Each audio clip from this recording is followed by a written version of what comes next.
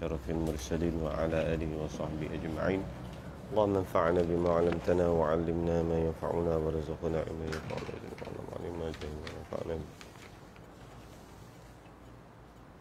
واجعلنا من المخلصين. وصلى الله على سيدنا محمد وعلى آله وصحبه.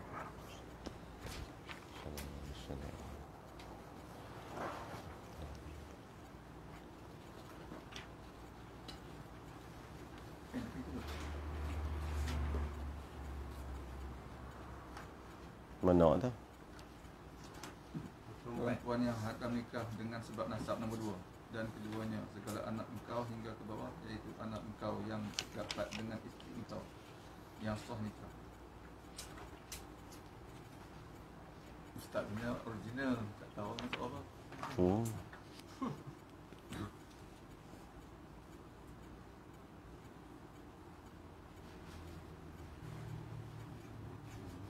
Segala anak engkau.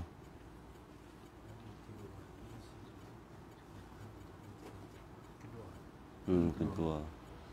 Dan keduanya segala anak engkau hingga ke bawah, iaitu anak engkau yang dapat dengan isteri engkau yang sah nikah, atau anak engkau yang dapat dengan perempuan yang engkau wati syubhah, dengan bahawa engkau sangka perempuan itu isteri engkau, padahalnya bukan isteri engkau. Dan jika perempuan itu ia ketahui bukan suaminya sekalipun, maka dinamakan wati syubhah. Dan keduanya kedua daripada 7 bagai, 7 macam orang panggil mahramah. Itu perempuan-perempuan yang diharamkan kahwin dengan kita seorang lelaki. Haram ni termasuk orang panggil haram mu'abbad lah. Haram selama-lama. Haram selama-lama ni bukan setakat dunia, sampai dalam syurga pun tak boleh itu sekali. Tak boleh jadi isteri macam mana. Siapa dia yang kedua? Nombor 1, ibu. Hurrimat alaikum ummahatukum wa banatukum. Ni wa banatukum ni.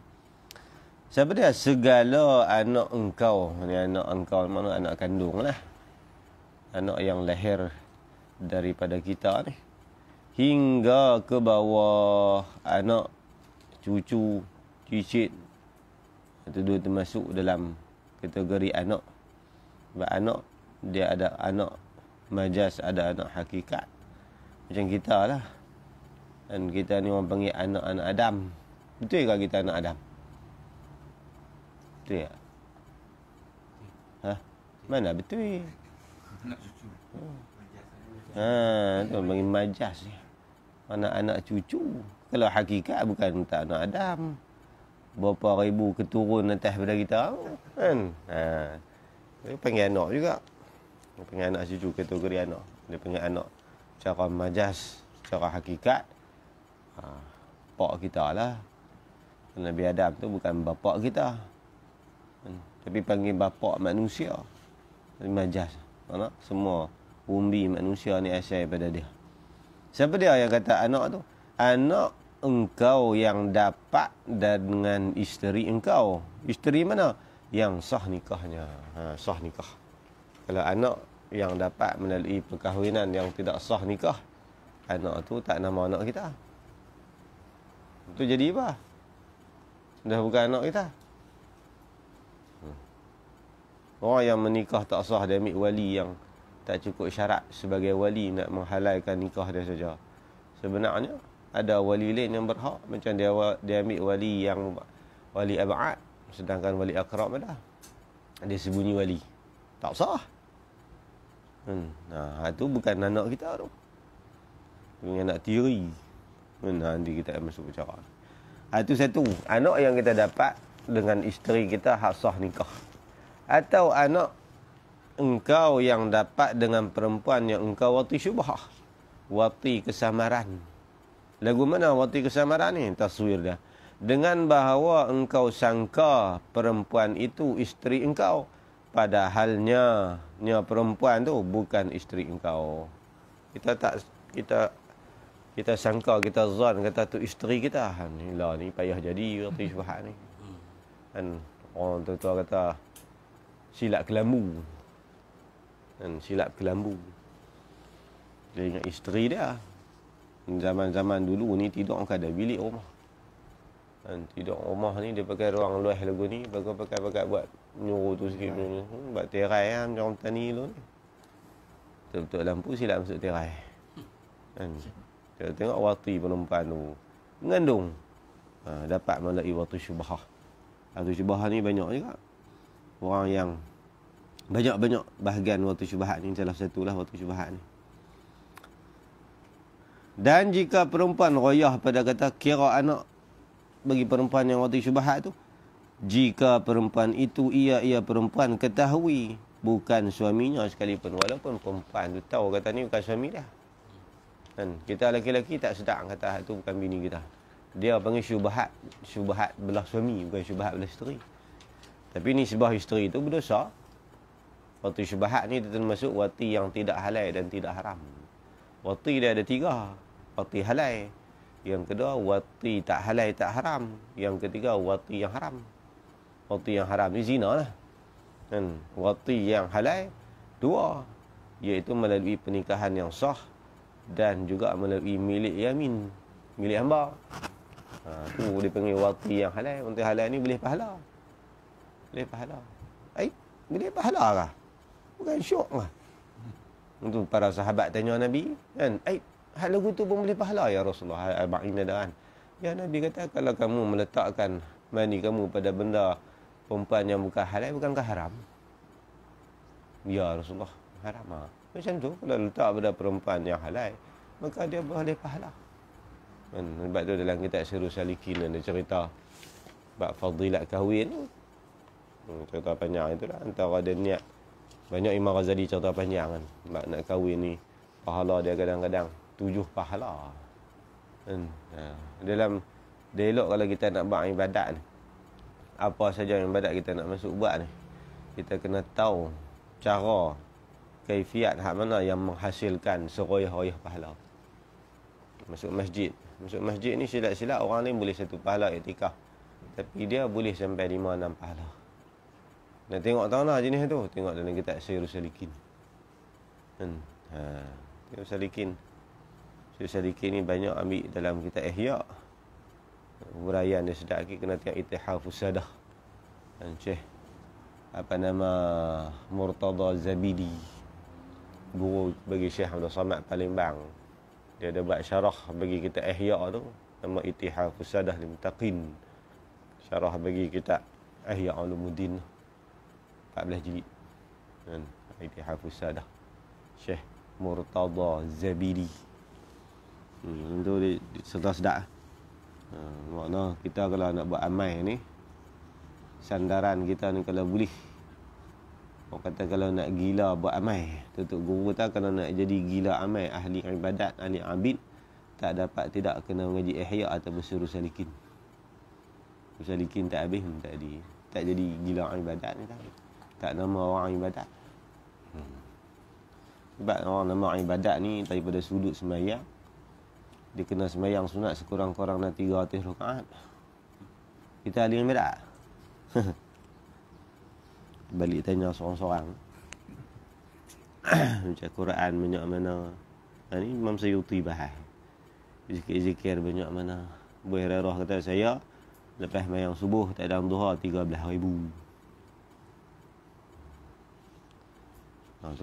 Tu tasawuf lah tu.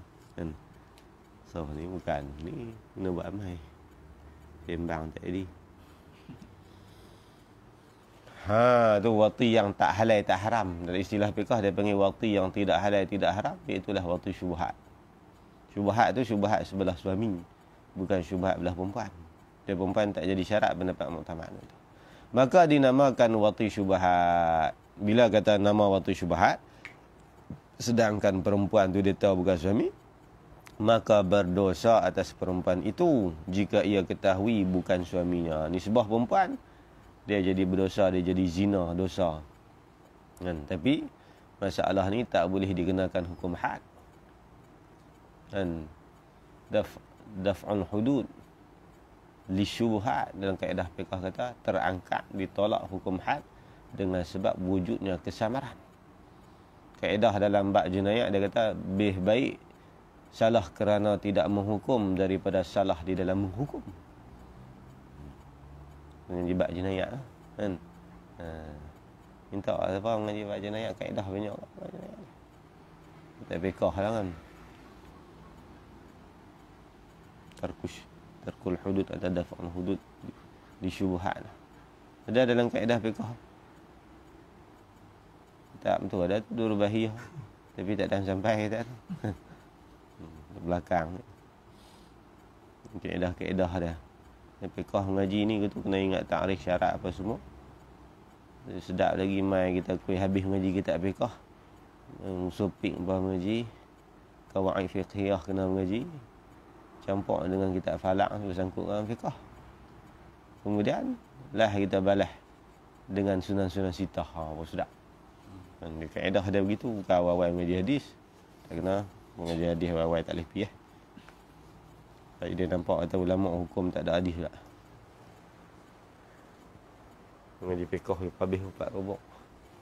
Mengaji kaedah fiqh sedap. Supik apa tu? Supik ni tak tinggi tak apa. Dia mengaji dengan syarah nafahat tak apa dah.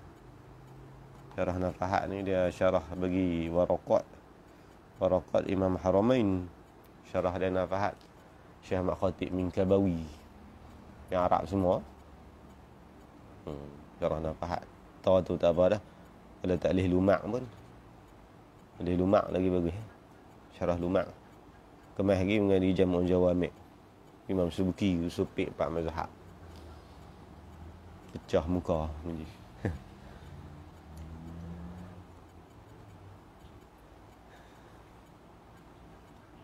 Tu nisbah bagi perempuan berdosa. Dan jika perempuan yang engkau waktu syubhat itu isteri bapa engkau. Ni dia tafsil. Jadi orang perempuan yang di waktu syubhat ni banyak macam. Ada perempuan yang tak ada perhubungan dengan kita. Itu selain masalah. Ada yang menjadi hubungan dengan kita. Ada hubungan kaitan dengan kita ni dengan sebab kita memperisterikan seseorang. Ataupun dengan sebab-sebab yang lain. Tengok. Ada kadang-kadang tak pasah nikah. Tetapi orang perempuan tu kena beriddah. Sehinggalah tengok kandungan dia tu sama ada dia beranak sebelum 6 bulan 2 lahdah ataupun selepas 6 bulan 2 lahdah. Baru nak bangsakan anak tu anak si suami ataupun si laki-laki yang waktu syubhat dengan dia. Ada banyak dia rangkaitan banyak. Tengok dia kata. Kalau seandainya jika perempuan yang engkau waktu syubhat itu isteri bapa engkau.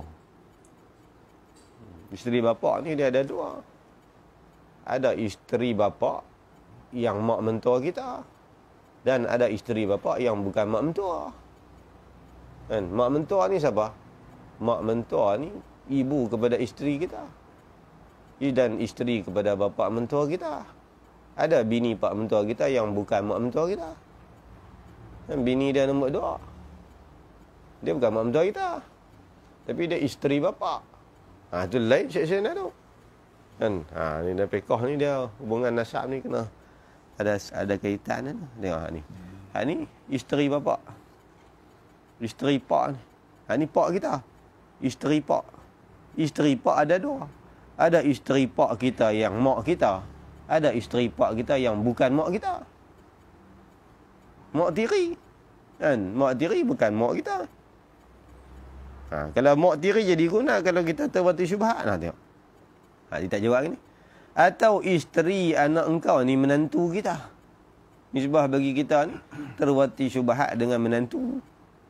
Kalau masalah terwati syubhat dengan mak tiri, mak betul ke mak tiri ataupun isteri anak makna menantu, nescaya terpaksa nikah bapa engkau. Pak kita tu terpaksa nikah. Terputus nikah tadi ni. Dan anak engkau dengan isterinya yang engkau waktu syubhat itu.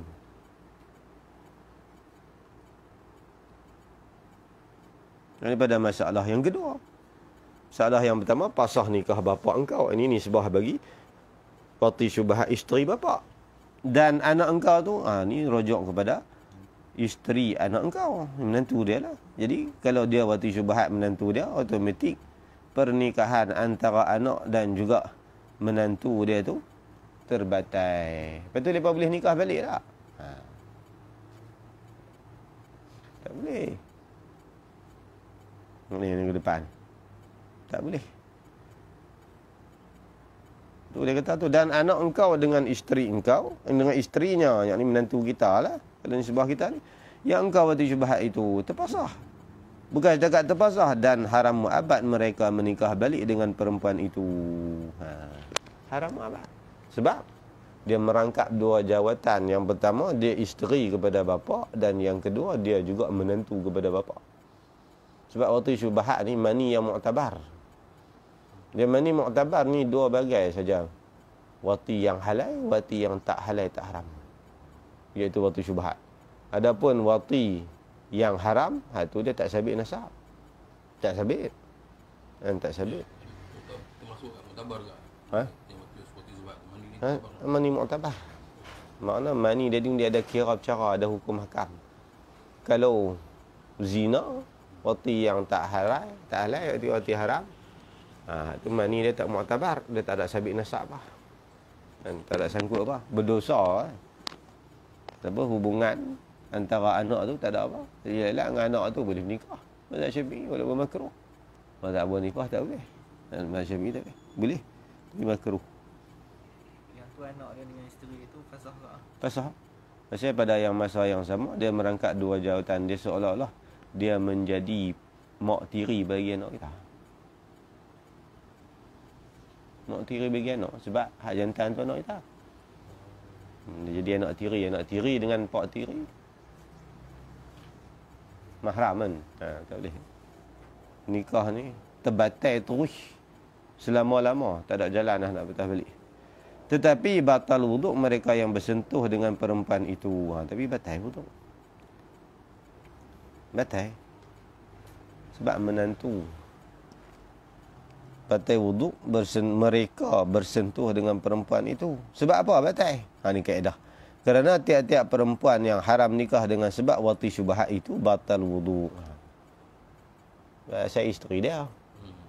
Kemudian sebab wati syubhat, dia menjadi seolah-olah merangkap dia jadi mak tiri. Wahai kalau hakikat mak tiri, ayat semayang batal tak? Tak batal. Tak batal. Tapi disebabkan jadi mak tiri atas jalan wati syubhat. Itu disebut sini kaedah. Tiap-tiap perempuan yang haram nikah dengan sebab wati syubhat, ayat semayang batal. Kaedah dah.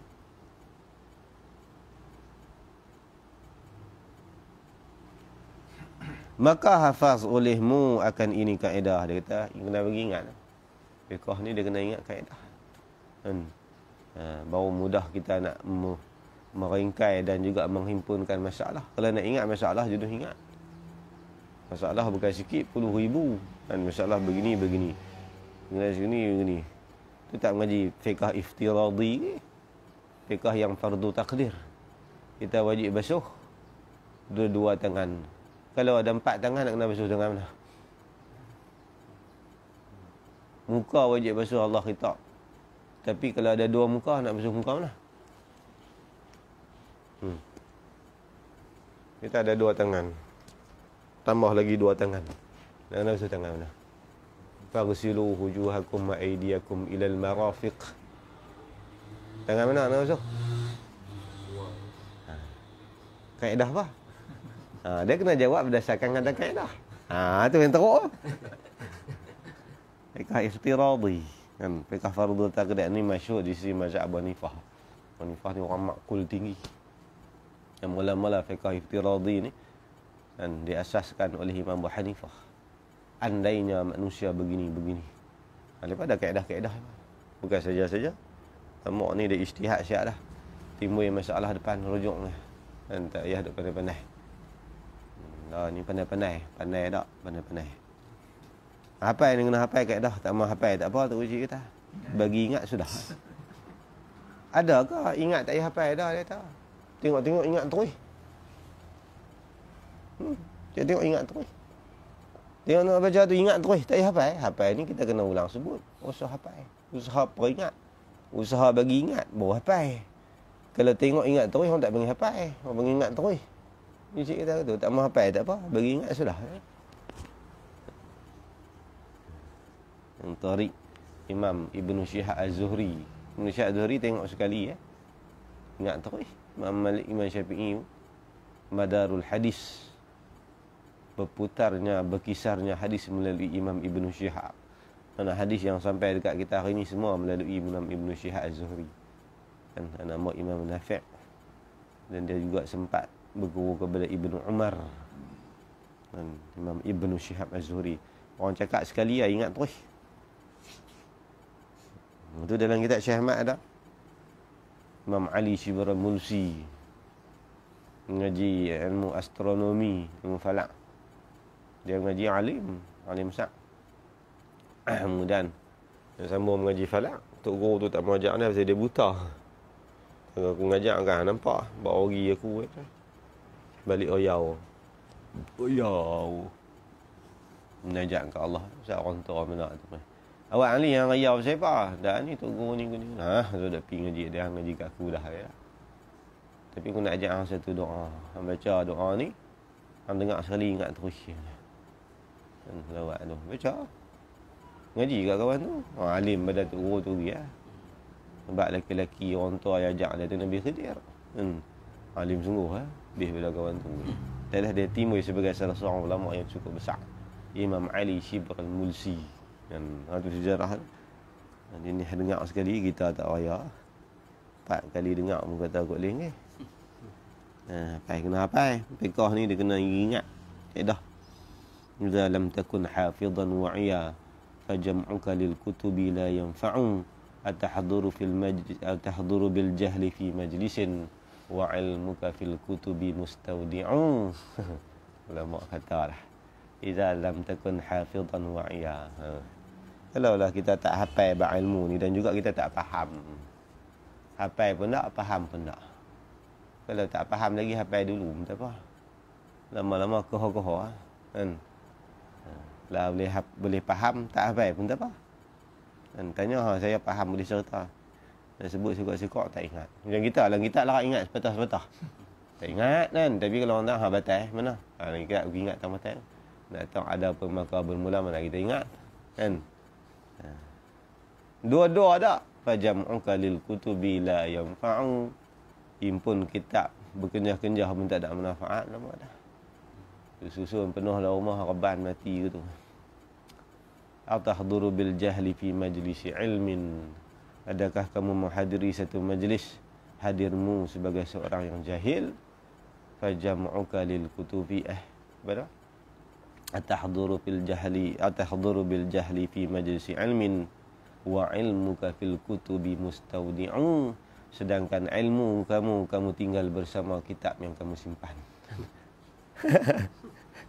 Cik kata aku tu nak syair sikit dia buat syair orang tu. Kenapa tapi pelan-pelan. Dan lagi kaedah tiap-tiap perempuan yang engkau wati dalam nikah yang sah, kemudian beranak ia selepas engkau wati itu, tidak kurang daripada 6 bulan 2 lahdah dan tidak lebih daripada 4 tahun, maka iaitu anak engkau. Jadi kaedah nak sah anak bangsa kepada kita, ghalib dia, iaitu apabila kandungan itu berusia 6 bulan 2 lahdah. 6 bulan 2 detik. Kenapa dia ambil kira 2 detik? Sebab detik yang pertama, pendapat yang pertama mengatakan dikira 2 lahdah. Lahdah yang pertama iaitu pancutan air mani daripada seorang bapa. Dan lahdah yang kedua, rahim menangkap mani bapa. Itu 2 lahdah. Duk dalam tu, mau 6 bulan. Pendapat yang kedua mengatakan 2 lahdah, iaitu lahdah yang pertama jima'. Lahdah yang kedua wiladah beranak. Dikira besar. Moduk dalam perut 6 bulan. Tak sampai 6 bulan tak sah. Kan selalunya kalau kandungan tak sampai 6 bulan mana hidup. Kan ada orang beranak anak saya 3 bulan, ada lari. Muhuk apa? Roh pun tak ada masuk. Kalau sebelum daripada 6 bulan Kaedah fiqh kata tu tak nama beranak, dia pergi gugur. Dan kalau beranak, istilah beranak mestilah apa nama, dia kena 6 bulan ke atas. 6 bulan 2 lahdah ke atas. Kemuncak maksimum dia tidak lebih daripada 4 tahun. Nah, paling banyak sekali 4 tahun lah. 4 tahun. Kata abad mukjizat ni kecuali ya. Nabi Isa kecuali dia lain, dia irhas. Nabi Isa dia tak lama, banyak khilaf. Sebahagian ulama kata 3 hari.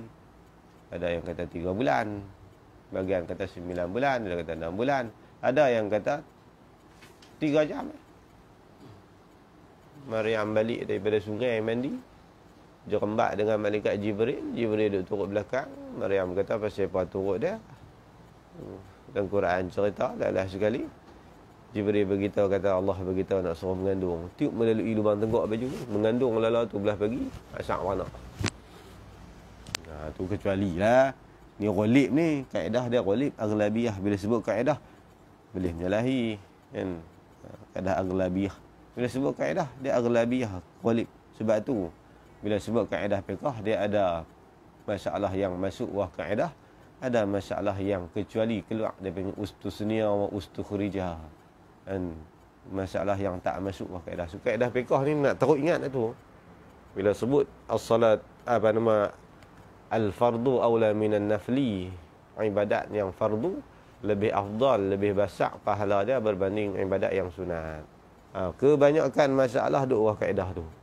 Semayang berbanding semayang fardu dengan semayang sunat, semayang fardu lebih besar pahala 70 kali ganda. Pas puasa macam tu juga. Zakat dengan sedekah besar pahala sedekah, pahala zakat. Pi haji, pi umrah hak sunat dengan hak fardu besar fardu. Tapi jangan lupa bila sebut kaedah fiqh dia ada masalah yang tak masuk wah kaedah. Apa masalah yang tak masuk wah kaedah? Dia ada 4 masalah. Dan dalam Masybah wa Nazair dia ada 4 masalah yang keluar kaedah. Salah satu dia masalah salam. Masalah tak masuk wah kaedah tu makna ibadat sunat aula pada fardu. Masuk wah kaedah. Fardu aula daripada sunat. Keluar kaedah. Sunat aula pada fardu. Dia sunat tapi pahala dia besar daripada fardu.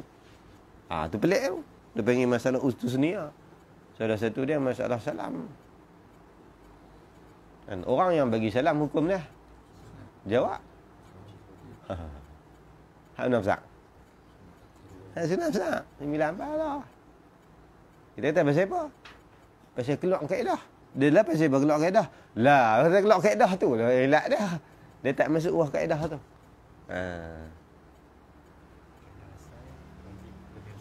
Dia wajib dia besar. Tu kaedah fiqh ni hak tu nak tahu. Nak kena ingat apa masalah pula. Apa masalah pula. Kita nak pasang kaedah. Tak cik tengok kitab lah. Cik tengok kitab tak cik. Itu salah satu masalah tu. Masalah ibra'udain dengan ta'jiludain. Ta'jiludain. Orang berhutang kat kita. Kemudian dia muksir, dia tak mampu nak bayar hutang. Jadi wajib atas kita, wajib enggak bagi tempoh? Wajib. Kan?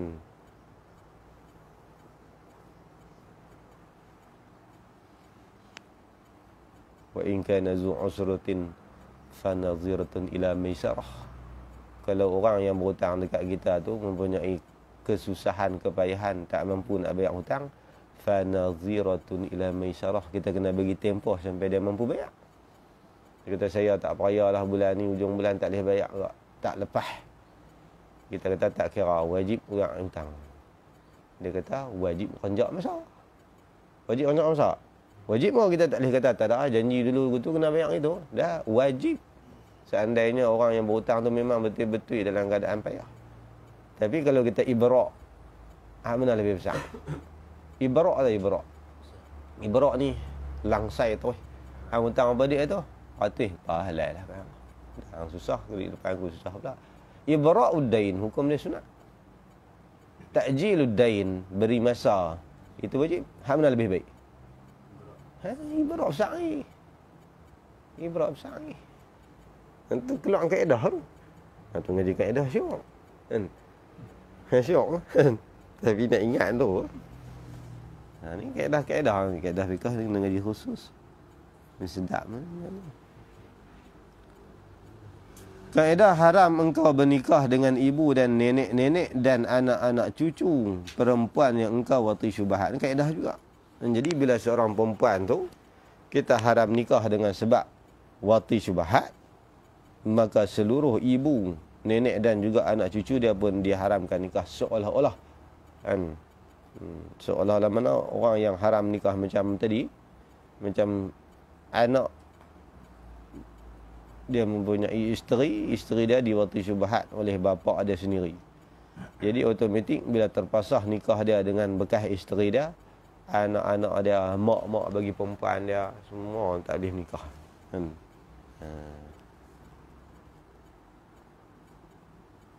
Haram kau ni siapa tak?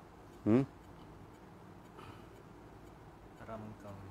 Engkau ni kena nisbah kita. Kalau kita yang wati syubhat seorang perempuan,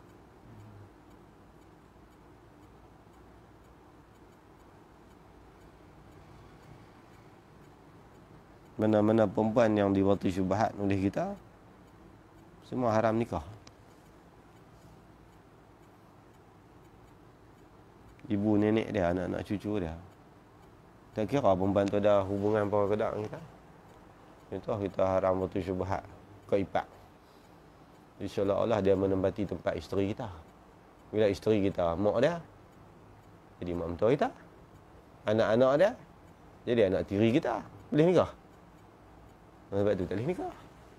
Dia sabit belah tu. Belah berat tu dia sabit. Belah ringan dia tak sabit. Apa belah ringan? Batal sembahyang. Belah berat nikah.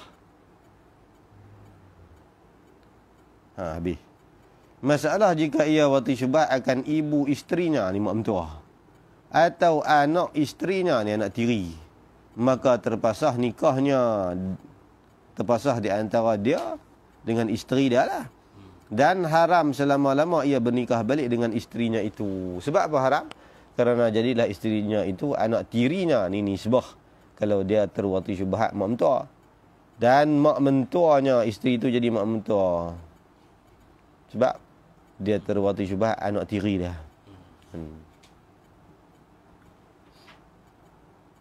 Habis. Masalah jika ia wati syubhat akan saudara isterinya, kau ada ke adik dia ke, atau anak saudara isterinya, atau mak menakan isterinya, nescaya terpasah nikahnya dengan isterinya itu kerana haram himpun pada nikah akan seorang dengan mahramnya. Ini terpasah juga, tapi boleh nikah balik. Sebab haram sini haram himpunnya.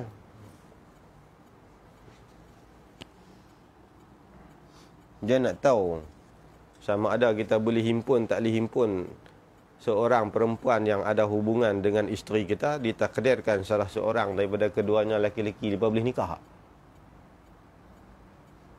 Contoh macam kita menikah dengan seorang perempuan, dia ada kak, kita nak menikah dengan kak dia juga tanpa kita cerai ataupun mati si adik tu, boleh tak kita ambil himpun buat bini dua-dua?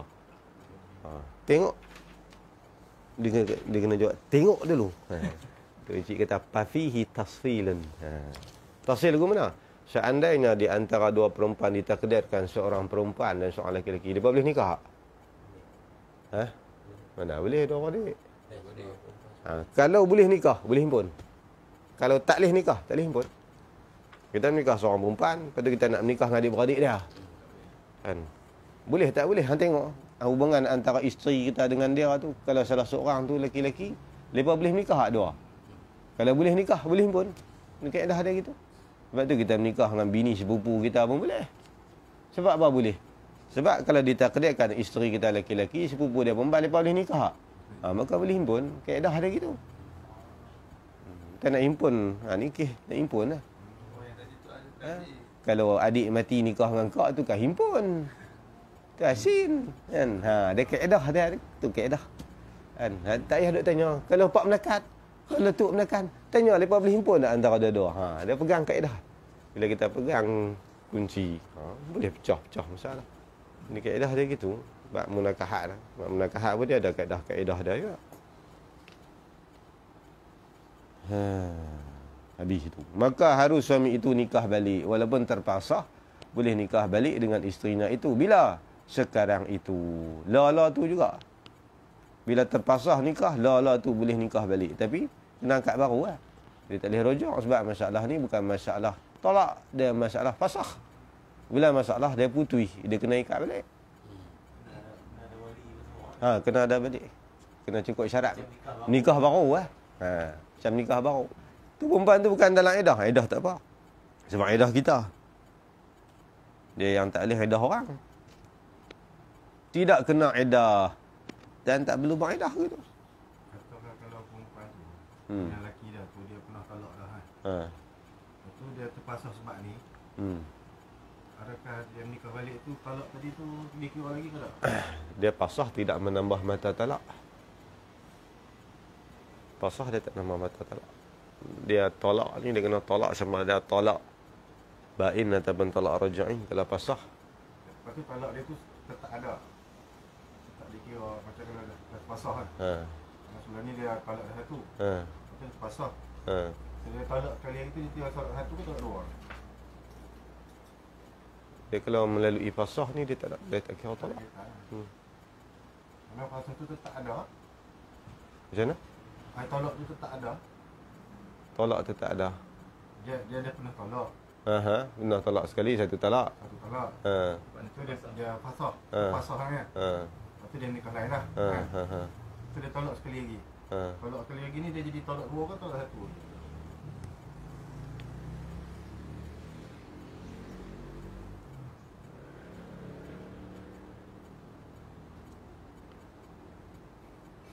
Dia tolak kali pertama, dia tolak satu. Bila terpasah,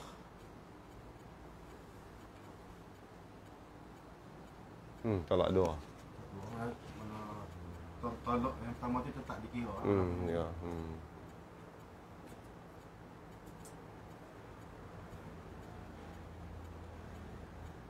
Dia tolak dua. Ada mata tolak dia tak buang satu tu.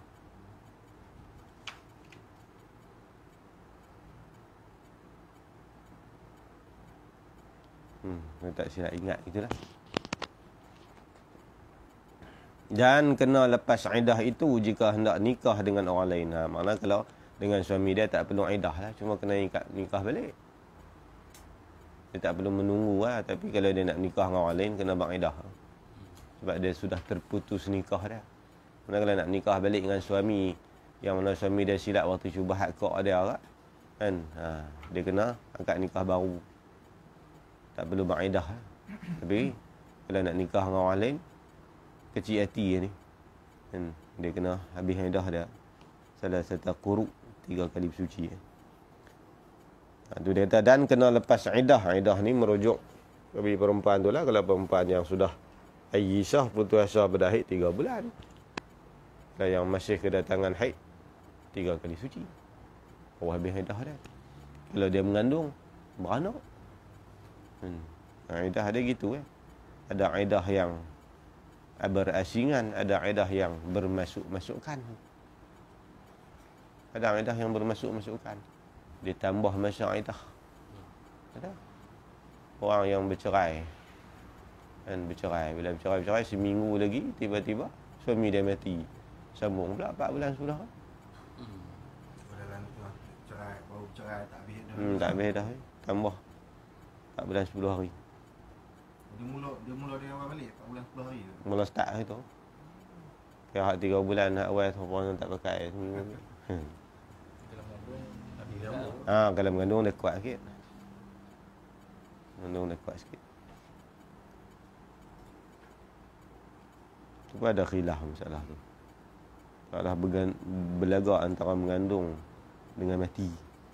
Banyak ulama kata mengandung habis beranak habis. Dan tujuan iddah ni dua. Mana dia dalam bab menakahat bang iddah. Macam Ibn Badrin kau dah. Baik. Baik nikah.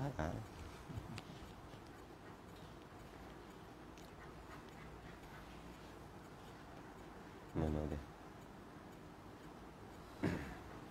Seperti orang yang bercerai dengan tolak bain sughra. Orang yang bercerai dengan tolak bain sughra, tiada kena iddah jika hendak nikah balik dengan suaminya itu. Sebab bain dia ada dua. Yang pertama bain sughra. Bain ni makna tolak yang putus. Apa makna putus? Nak rojak tak boleh. Nak rojak tak boleh ni ada dua. Ada nak rojak tak boleh hak kecil, ada nak rojak tak boleh hak besar. Kalau nak rojak tak boleh hak kecil, bain sughra, dia dua. Yang pertama, perceraian yang berlaku dengan sebab khuluk. Dan yang kedua, penceraian yang berlaku di antara suami isteri yang tak bertahan jima' lagi. Qabla dukhulu. Dekat nikah, menikah setahun dah tapi tak pernah jima' lagi. Tiba-tiba ada masalah, dia ceraikan isteri dia, itu tidak ada iddah. Tak ada iddah. Dengan dia tak ada iddah. Dengan orang lain tak ada iddah. Itu dia panggil bain sughra. Yang kedua, bain sughra juga, iaitu tolak yang mana berlaku tolak dengan jalan atas khuluk. Apa khuluk? Tebus talak. Apa makna tebus talak? Dia jual talak dia dengan bayaran atas isteri. Bini dia duk minta cerai tak mau, dia tahan bayar 10,000 kat aku, cerai hang. Bini dia cari dia bagi 10,000, tak bayar, lepas tolak. Sama-sama serah saja 10,000, automatik jatuh talak satu. Banyak tolak. Bukan cerai, bukan tolak raj'i. Yang RM1 kat hakim. Hakim tak boleh duit. Bain tu tak boleh rujuk balik. Bain ni tak boleh rujuk. Satu lagi dia panggil bain kubra. Bain kubra ni bain tolak putus yang besar. Itu tolak 3.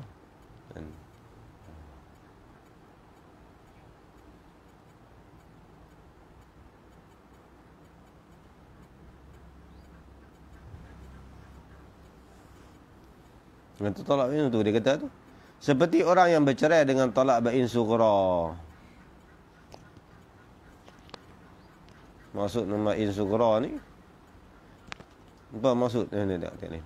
Maka harus suami itu nikah balik dengan isteri itu sekarang itu, tidak kena iddah, dan kena lepas iddah itu jika hendak nikah dengan orang lain. Seperti orang yang bercerai dengan talak bain sughra. Mana? Orang yang talak dengan bain sughra kena angkat nikah lain. Sama ada bekas suami ataupun orang baru, maka dia ni kalau dengan suami dia kena angkat, dia boleh angkat nikah bila-bila masa saja. Tapi kalau dengan orang lain, dia kena tunggu habis iddah. Walaupun dia bercerai atas jalan talak bain pun, semua pun suami dia tak boleh rujuk, tapi dia beriddah juga. Dan dia beriddah. Tiada kena iddah jika hendak nikah balik dengan suaminya itu. Kalau dengan suami tak apalah, tak perlu tunggu habis iddah lah maksud dia. Beriddah. Tapi kalau dia nak kahwin balik, tak ada iddah maksud dia. Selama dalam iddah. Dan wati syubhat, jika hendak nikah dengan orang yang wati syubhat, tiada kena iddah jika tiada ada iddah orang yang lain. Macam itulah wati syubhat pun. Dia terwati syubhat kok dia. Kan? Wati syubhat.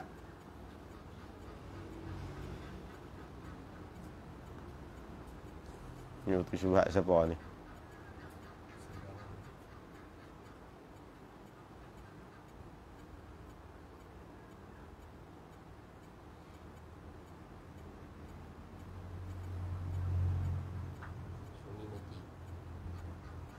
Dan wati syubhat, jika hendak nikah dengan orang yang wati syubhat, tiada kena iddah jika tiada ada iddah orang yang lain. Mana? Inilah keipak dia lah. Kalau keipak dia tu bini orang, tak boleh juga lah. Kena tunggu habis iddah lah. Kalau suami mati tu, dia tak ada iddah. Mati sebelum tu lah. Kalau mati dia duduk dalam iddah tu cerita lain. Ini cerita kalau dia tidak ada dalam iddah tu siapa, kita boleh nak nikah dengan dia. Sebab dia bukan iddah dengan orang lain, nak iddah dengan kita.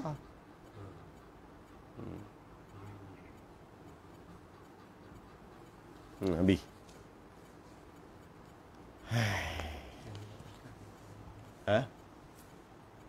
Kalau tak faham tanya saya cerita sikit-sikit ni. Wati syubhat. Wati syubhat tadi dah. Syubhat. Mana? Wati syubhat jika hendak nikah dengan orang yang wati syubhat. Lelaki itu dia wati syubhat dengan kod ipak lah. Ataupun dengan mana-mana perempuan lah. Mana perempuan yang tak ada ni wati syubhat orang asin ke. Kan? Mereka tak boleh sekali itu ya, bukan kata dah boleh sambung lagi, tak boleh kan. Tapi kalau dia nak nikah dengan lelaki-lelaki yang wati syubhat dia tu boleh ya. Asal dia wati tu, dia tu syubhat dia beriddah, dia kena iddah 3 kali suci ke. Tapi dia nak kahwin dengan lelaki-lelaki yang wati syubhat dia, tak ada iddah lah. Tapi kalau dia ada iddah, orang dia mana iddah dengan suami dia, tak boleh lah. Maksudnya sebab lelaki-lelaki yang wati syubhat ni bukan suami dia. Cuma ada orang yang ada hubungan atau tak ada hubungan, tu cerita lain lah. Habis. Masalah jika perempuan yang engkau wati syubhat itu isteri orang. Ni isteri orang lain ni. Atau dalam iddah orang, maka wajib perempuan itu beriddah dengan sebab wati syubhat. Kena iddah tak sebab wati syubhat ni, dia sabit iddah. Ada isteri orang ataupun tak. Tapi nikah dia tak basah.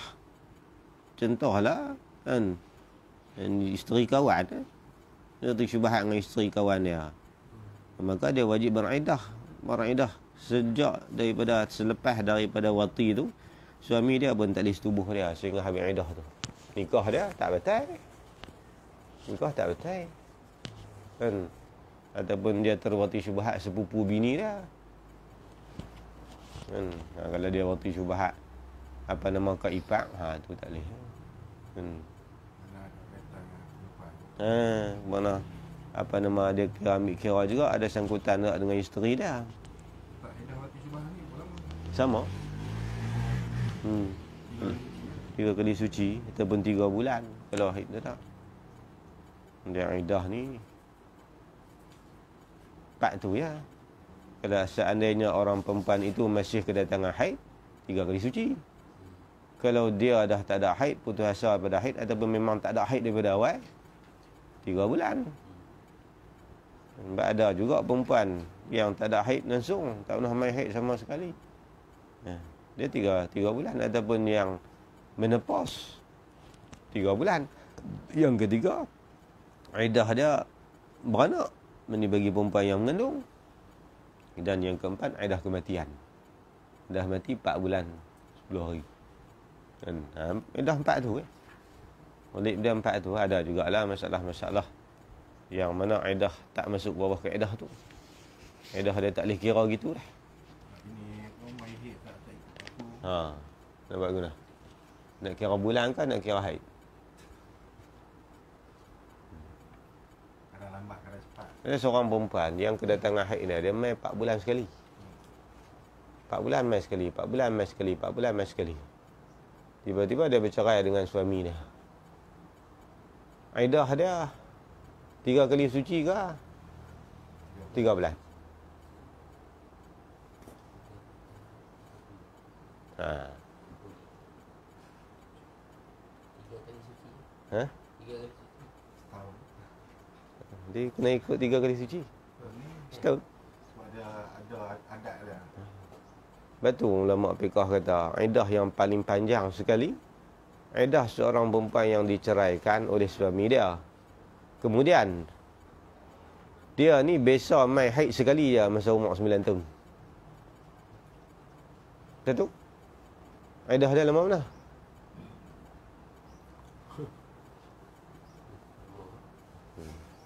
Fuqaha kata dia kena kira kalau umur dia biasa mai sekali haid 9 tahun, umur 17 dia bercerai dengan suami dia, maka iddah dia tak mai haid dah lepas pada tu.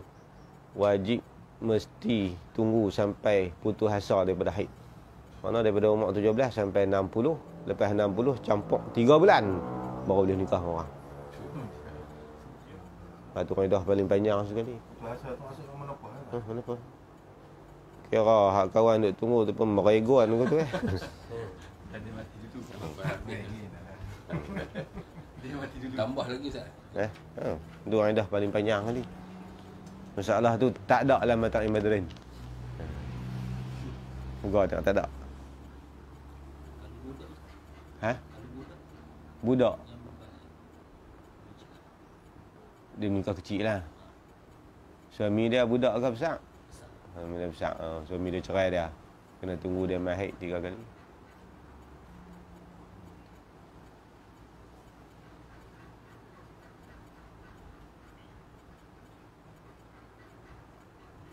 Mana selagi dia tak mahir tu, hari tu dia Dia kuat kaitan dengan darah. Perempuan ni nak kuat pasal apa? Pasal apa dia kaitan dengan darah? Sebab bila kaitan dengan darah ni, dia dalil kuat memastikan dia tak mengandung. Kan? Sebab orang perempuan yang mengandung, kaul muktamad kata 4 bulan haid tak ada. Kata orang boleh tahu kata dia mengandung, tak main darah. Kan? Tak main darah. Masuk bulan ke-4, bulan 5 baru dia main darah. Kalau ikut kau doa tak ada darah langsung. Kalau main darah semua insya Allah. Pendapat muktamad ni dia kata darah yang keluar masa mengandung tu darah haid, tapi syarat dia 4 bulan ke atas. Orang perempuan ni 4 bulan. 4 bulan dia tak main darah. Darah haid dia terimpun dalam rahim dia tu. Sebab tu bila keluar darah nipah dengan haid, haid tu lah. Bukan darah sin. Nipah darah lain, haid darah lain tak. Nipah tu darah haid. Sebab tu dalam ta'rif yang Anah disebut, yang kata darah haid, darah nipah tu apa? Damu haidin mujtami'in. Kalau darah haid damun jibillah. Damun jibillatun yakhruju min aghsarihimil mar'ah fi awqatin maksusatin fi hali sihah. Dan ta'rif dia gitu. Baik ni payah payah kau. Bukan payah juga, memang payah. Haid nipah ni. Bila faham kena kaedah dia mudah faham. Kalau tak kena kaedah dia kuis rabut. Kaedah-kaedah dia payah-payah sikit. Baik ni faham. Ini sangkut ni. Kalau bab-bab lagu ni dia bersangkut. Dan bab sembahyang bersangkut. Bab nikah kahwin bersangkut. Dan bab idah pun bersangkut. Ada banyak nakahat bersangkut. Ibadat bersangkut. Dah ni. Atau dalam iddah orang, maka wajib perempuan itu beriddah dengan sebab wati syubhat. Atau perempuan yang di dalam iddah, dia diceraikan suami, tiba-tiba dia di wati syubhat, maka kena sambung iddah dia ni dengan iddah wati syubhat. 3 kali suci. Kawan nak lepas dah. Dan tiba-tiba kena wati syubhat dah, tambah lagi 3 kali. Dan 3 kali suci. 3 bulan lah walik dah. Dan haram atas suaminya wati akan dia sebelum lepas iddah wati syubhat itu. Ni kalau dia masih mempunyai suami yang mana nikah dia tak terpasah, kan? Walaupun begitu tetap status lepas suami isteri, tapi nak wati syubhat, nak wati tak boleh. Dia kena tunggu habis iddah wati syubhat pasal nak memastikan mula balik tadi nak pastikan dia ni tak mengandung. Tu hikmah dia. Dan jika beranak perempuan yang engkau wati syubhat dalam iddah orang atau isteri orang beranaknya, dan maka jika beranak perempuan yang engkau wati syubhat yang dalam iddah orang, ni perempuan yang mana dia ni duduk dalam iddah, tiba-tiba beranak. Apa maksud beranak? Tapi tengok beranak ni, ni 2 masalah. Maka jika beranak perempuan yang engkau wati syubhah yang dalam iddah orang, 1, ataupun perempuan tu isteri orang, beranaknya isteri orang tu kurang daripada 6 bulan 2 lahdah. 2 masalah ni. Dan seorang perempuan yang duduk dalam iddah, dia diwati syubhat, dan juga seorang perempuan yang masih dalam status isteri orang, dia pun diwati syubhat. Kalau beranak selepas wati syubhat itu tak sampai, makna kurang ni tak sampailah daripada 6 bulan 2 lahdah lepas wati syubhat, dan tiada lebih daripada 4 tahun selepas wati suaminya, maka iaitu anak suami. Sebab perempuan mana pun, ni satu masalah tu saya sebut, kalau diceritakan kepada perempuan tentang masalah ni, bagi orang perempuan yang tak baik ni dia akan nisbahkan kata mani suami dia dulu. Sebab dalam hukum fiqh seorang isteri apabila disetubuh oleh suami dia 3 bulan selepas daripada tu suami dia ni mati, masih lagi boleh dibangsakan kepada penih suami dia selagi mana jarak antara wati yang terakhir dengan beranak tu tak lebih 4 tahun. Kalau orang perempuan yang jahat ni dia menikah, badan suami dia mati kan, setubuh yang terakhir malam Jumaat lepas pada tu lelaki dia mati, duduk setahun dia jahat, berzina dengan orang mengandung kan. Lepas tu orang buat dakwaan atas dia, kata dia berzina. Dia kata ni benih hak suami dulu. Benih hak suami dulu. Qadi akan panggil tanya dia, benih hak suami dulu. Kalau dia mengaku kata berzina, dia kena hukum had. Dia kata benih suami dulu. Qadi akan tanya bila last kali jima. Dia kata mati suami hari Isnin, jima lah. Tak ada malam Jumaat tu, tak ada dia mati lah. Malam Isnin tu tak ada dia mati dulu. Last kali malam Jumaat. Maka dia ambil pada tarikh tu sampai dia beranak lebih dah 4 tahun. Kalau tak lebih masih sah. Dibangsakan, dibinkan kepada suami dia meninggal tu. Kaedah dia gitu. Walid dia ambil atas Imam Syafi'i. Kan paling maksimum mengandung 4 tahun. Sebab boleh jadi celah tu dia mengandung. Kalau kata masalah 4 tahun tu tak? Kalau kata tadi masalah kata apa? Panjang edah. Dia main dah sekali 9 tahun kan. Nak cerai umur 7 bulan. Lepas tu 20 sampai umur lah. Menopause tambah 3 bulan tu kan. Lalu kan kata apa? Edah ni untuk memastikan dia tak mengandung kan. Awak tak buat dekat 4 tahun ni? Tak boleh. Tak boleh lah. Sebab dia berkemungkinan datang haid. Sebab Tuhan kait dan salah satu quru.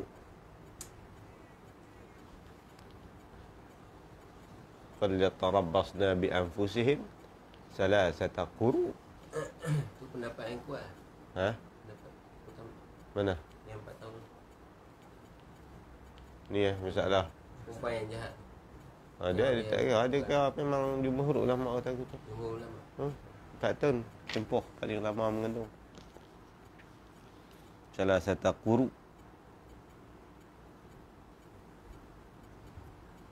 Quru ni dengan maksud bersuci. Tahu mana quru, mana bersuci? Lafaz Qur'in ni dia panggil lafaz musytarak. Dalam kaedah ilmu ma'ani, lafaz musytarak ni lafaz yang berkongsi makna. Quru ni boleh pakai makna haid, boleh pakai makna suci. Di sisi mazhab Imam Syafi'i mengatakan quru itu bersuci. Dia kena 3 kali bersuci. Di sisi mazhab Abu Hanifah 3 kali haid. Jadi 4 kali suci. Hanafi kata apa sebab pakai makna suci. Mazhab ini kata pasal khilaf di antara adat ma'dud. Salasah mu'annas. Qur'in ataupun quru itu dia mesti muzakkar. Sebab sifat bagi Qur'in itu adalah salasah. Dalam kaedah dia panggil salasah itu dia panggil adat. Qur'in ataupun quru itu dia panggil ma'dud. Kaedah nahwu kalau adat mu'annas ma'dud mesti muzakkar. Kalau adat tu muzakkar ma'dud mesti mu'annas. Adat di situ salasah, tak tanis panggil mu'annas, maka dia punya ma'dud mesti muzakkar. Dah maklum di sisi umul lughah quru itu kena pada makna bersuci, maka dia diibaratkan dengan muzakkar. Itu kaedah dia. Tu ngaji guna tu ngaji Sunan Tirmizi.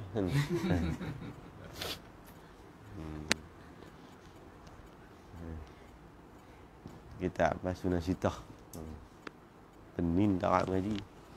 Kau ngaji kita faham dah. Ilat-ilat dia lah. Dia bukan ada satu ilat. Satu-satu hukum nisbah ni ulama kata ada 70 kaedah ulama hukum ni tu. Itu pun satu kaedah. Ramai lagi. Ingat senang nak istinbat hukum. Mujtahidin ya, kita pun kaedah dia bertinggal, tidak mampu, tak faham. Habis. Itu anak suami. Dia kira wati suami. Sebab dimenangkan belah suami sebab wati syubhat tak sampai 6 bulan. Maka dikira edah suami. Macam mana pula kalau dia edah wati syubhat 7 bulan baru beranak, dan daripada wati suami dia pun tak lepas 4 tahun lagi. Bercampur antara nak nisbah bagi suami pun boleh, nak nisbah bagi laki-laki wati syubhat pun boleh. Dia macam ni lah tak kira dia cerita kaedah. Kaedah anak yang hasil boleh jadi daripada wati syubhat ataupun daripada wati suami. Tengok. Kalau anak tu lahir tak cukup 6 bulan 2 ladah selepas daripada wati syubhat, maka terang-terang anak tu anak suami. Begitu juga kalau masalah lepas daripada 4 tahun, anak wati syubhat lah. Tapi kalau sama-sama, mana lepas wati syubhat 7 bulan dia beranak, dan sedangkan tak lebih 4 tahun lagi daripada wati suami dia, nak kata anak suami pun boleh, nak kata anak laki-laki wati syubhat pun boleh. Kalau anak tu dinisbahkan kepada anak bagi wati syubhat, maka dia menjadi anak tiri bagi suami. Kalaulah anak tu kita hukumkan kepada anak suami, maka anak tiri wati syubhat. Hubungan mahram sabit antara dua-dua tu. Suami pun sabit dengan anak, laki-laki pun sabit. Semua ada. Anak kandung hak mana ya? Kalau anak kandung belah A, belah B dia tak tiri. Kalau sabit belah B, anak A jadi anak tiri. Ini kaedah ni. Itu kaedah pertama tu. Kalau tak sampai 6 bulan 2 lahdah dan jima antara suami dia tak lebih 4 tahun, tu anak suami. Bila anak suami jadi anak tiri si wati syubhat tu.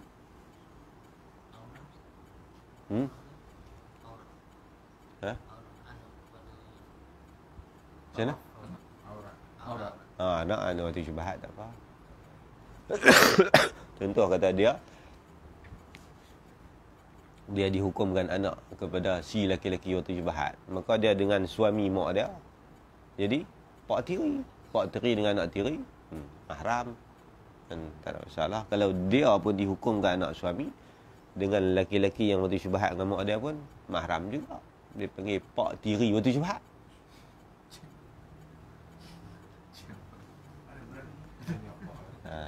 Dia kalau dia kahwin dengan suami dia, sebelum daripada dia kahwin tu dia cerai lah, contoh lah. Macam mana? Dia kahwin. Macam mana soalan ni? Perempuan ni dia kahwin. Dia kahwin, betul? Dia kahwin, lepas tu dia bercerai. Habis edah dengan suami yang ni, dia terus kahwin. Kan? Jadi bila dia kahwin, dalam masa perkahwinan dia yang kali kedua tu, dia kena wati syubhat. Kurang daripada 6 bulan. Macam ni masalah tu. Anak tadi suami yang pertama, yang kedua? Yang dia dah bercerai tu kan? Dah. Kurang daripada 6 bulan. Yang kedua tu jima? Dia kira Dia jima? Dia jima? Yang kedua tu? Jima. Kalau dia jima, Kahwin. nisbah bagi belum tentu. Dia kena tengok tu Suami yang mula-mula tu dia dah 3 kali suci lah. Jadi dia kurang tu. Dia boleh jadi masalah tu dia menikah dengan suami pertama, kemudian dia bercerai. Bila dia bercerai, hujung tahun dia menikah dengan suami kedua. Bila menikah dengan suami yang kedua, awal tahun waktu syubhat dengan orang, 3 orang. Jadi dia kira suami yang tiba-tiba dengan laki-laki yang dia waktu syubhat ni lebih 6 bulan lah, 2 lahdah. Dengan terakhir suami dia ni, dia kembali kepada isteri yang suami yang kedua. Dia jima. Kalau dia tak jima, kena tengok suami yang pertama tak? Kan? Suami yang dia kata menikah baru tak ada nak jima lagi, duduk setahun pun kami duduk asin. Kena tengok suami hak pertama dulu.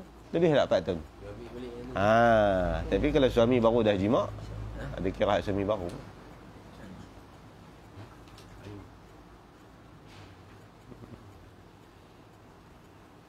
Walaupun dah 3 kali suci, walaupun lagi dia tak tiba tu dia boleh. Dia boleh nisbah lagi bagi suami dia. Boleh nisbah lah kan.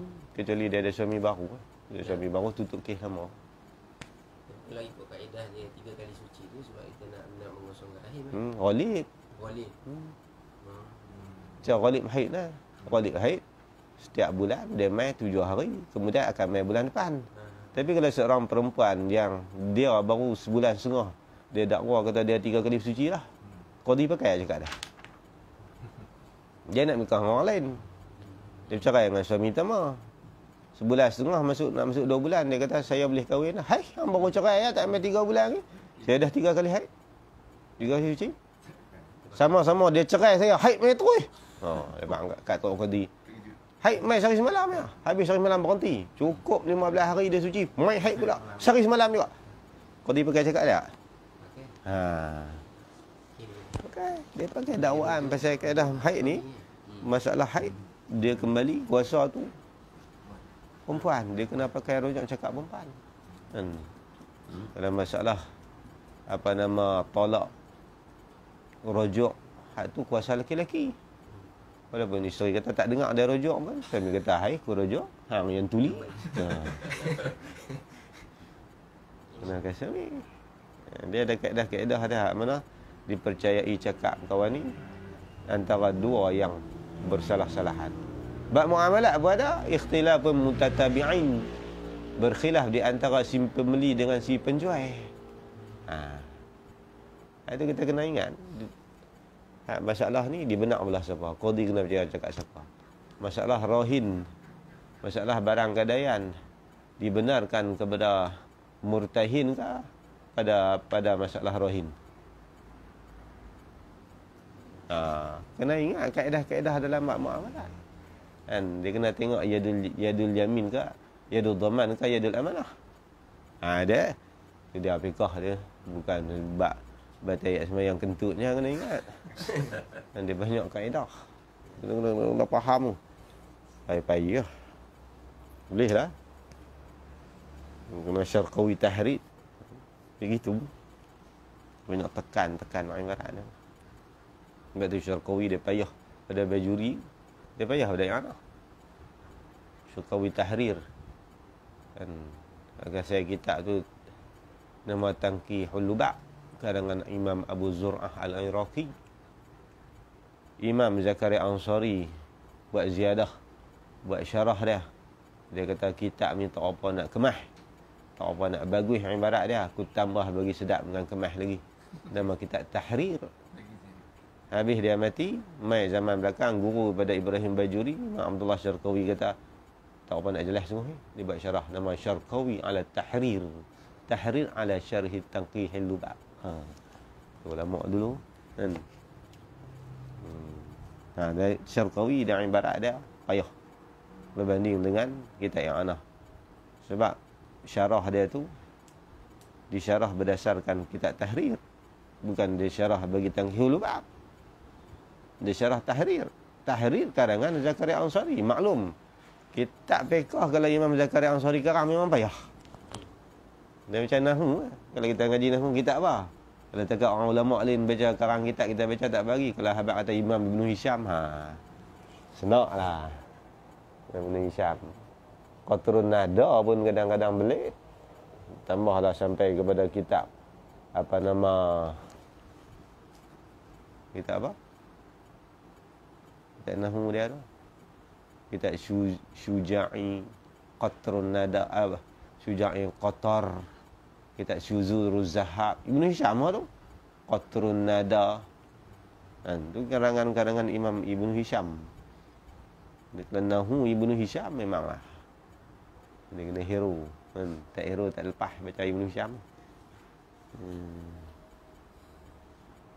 Macam sirah. Sirah kalau mengaji kitab apa pun tak mengaji sirah Ibn Hisham. Kurek. Dia gitu. Tibalah kata tak kemah lagi. Tu hak lah. Besar ya. Nak kemah fiqh ni. Dia kata tanya apa nak ngaji fiqh ni nak sedap mana apa. Dia kata nak manis fiqh. Kena ngaji sampai mahali dengan tuhak. Kalau tak ngaji mahali tuhak, manis fiqh tak dapat lah. Kalau nak kemah fiqh kena ngaji syarah Muhazzab Majmu'. Kalau nak halus fiqh kena ngaji Tufah ya. Tok Guru bagi ranking tu balik ayat 14 kita. Nahu Nahu ni habis-habis tak ada. Ngaji sampai Ibn Aqil lah. Sampai Ibn Aqil tu cerai lagi Nahu.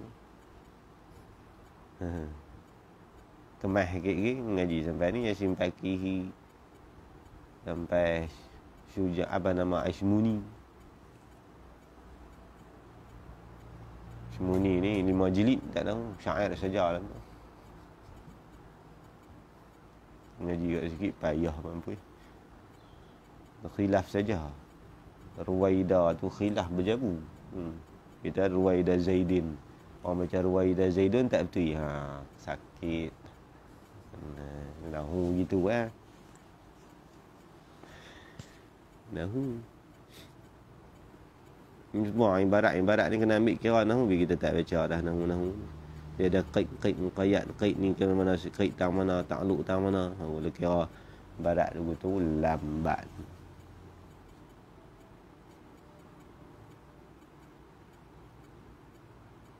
Dan jadi anak tiri engkau. Ni kalau kita asli laki-laki yang waktu syubhat lah. Makna tak sampai dalam bulan 2 lahdah daripada waktu syubhat dan tidak lebih daripada 4 tahun daripada waktu suami dia, maka anak itu dibangsakan anak suami. Bila jadi anak suami, jadi anak tiri engkau. Orang panggil anak tiri waktu syubhat. Dan jika beranak kurang daripada 6 bulan 2 lahdah daripada waktu syubhat dan lebih daripada 4 tahun daripada waktu suaminya, maka iaitu bukan anak engkau dan bukan anak suami. Tu dia.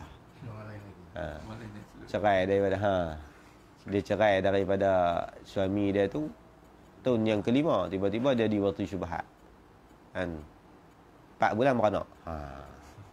Mana nak nisbah bagi waktu dulu tak boleh, lepas 4 tahun lah. Nak nisbah bagi si laki-laki waktu syubhat pun tak boleh, tak cukup 6 bulan Allah.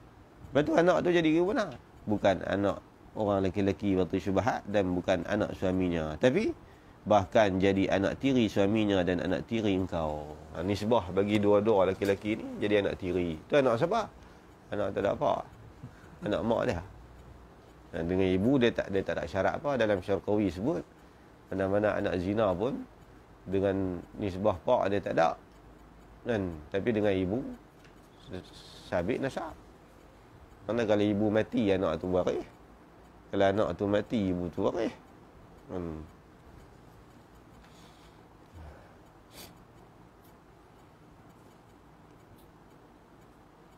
Jadi anak tiri kedua-dua lepas.